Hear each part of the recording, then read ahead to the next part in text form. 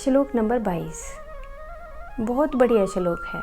मेरा ये सबसे प्यारा श्लोक है। इस श्लोक का सार है पुनरपि जननम पुनरपि मरणम। इतनी अच्छी बात बता रखी है श्लोक में महर्षि वेदव्यास ने।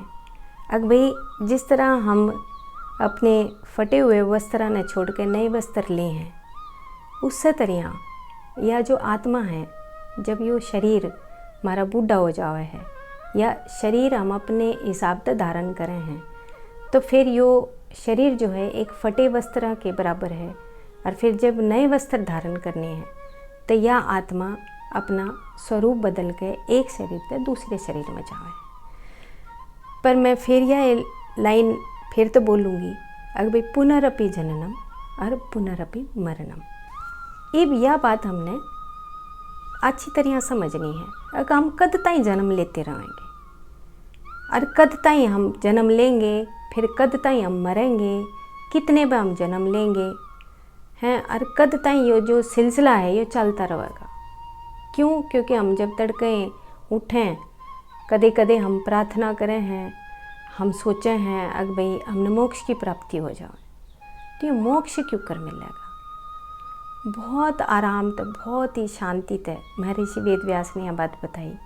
अगर एक है जीवात्मा, एक है विमुक्त आत्मा और एक है परमात्मा। यह बात अब हम थोड़ी सी गहराई से समझेंगे। देह में होने वाला जो आत्म पदार्थ है वो है देही, यानी कि आत्मा। अब देह तो जब बाहर आ जावे तो हम इसने कहेंगे, या जो आत्मा है हमारे शरीर से लिकड़ गई तो उसने कहेंगे विदेही। ठीक है, अब हम इस तरह आगे चलें। जो मन है वो अनेक विचारों में हमने उलझा कर रखे है। यो मेरा है या मेरी धरती है, मेरे गहने हैं, मेरे बालक हैं, मेरे सगे संबंधी हैं। इस मैं में जब उलझ गए तो यह जो आत्मा है यह बन गई जीवात्मा। जीव का मतलब यो शरीर, और आत्मा जो भीतर देही है वह आत्मा है। अब जीव आत्मा में मन आ गया, और मन जो है हमने अलग अलग विचारों में उलझा कर रखे हैं। अब हम आगे चलें तो जब मन आ गया तो अहंकार आ गया, अहंकार आ गया तो हमारा जो मन है और कारण शरीर है वो बनने लग गया। अब जिस दिन यो अहंकार नष्ट हो गया, जिस दिन हमने यह बात समझ आ गई अक हम यो जो शरीर है इसके भीतर या जो आत्मा है यह हमने कति शुद्ध करनी है, कति हमने अपनी मन के विचारों से हटा के ये इस आत्मा के हिसाब से हमने अपना जीवन निभाना है, तब फिर वह बन जावे है विमुक्त आत्मा। विमुक्त आत्मा का मतलब अगर जब हमारा अहंकार शरीर नष्ट हो जाए, जब हमारा मन और आत्मा एक हो जाए, यानी कि मन के अंदर भी वह रोशनी आ जाए जो हमारी आत्मा के भीतर है, तो जब हमारा यो बन गई विमुक्त आत्मा। ये विमुक्त आत्मा तो आगे चलेंगे। क्यों? क्योंकि मन ने कही अग भाई पुनरपि जननम पुनरपि मरणम। यो बार बार जन्म लेना, पुनरपि जन्म लेना और फिर मरना, फिर जन्म लेना फिर मरना, यो कद ताईं चलेगा। यो जब ताईं चलेगा जब ताईं हम एक जीव आत्मा तक विमुक्त आत्मा और विमुक्त आत्मा तक हम परमात्मा नहीं बन जाते।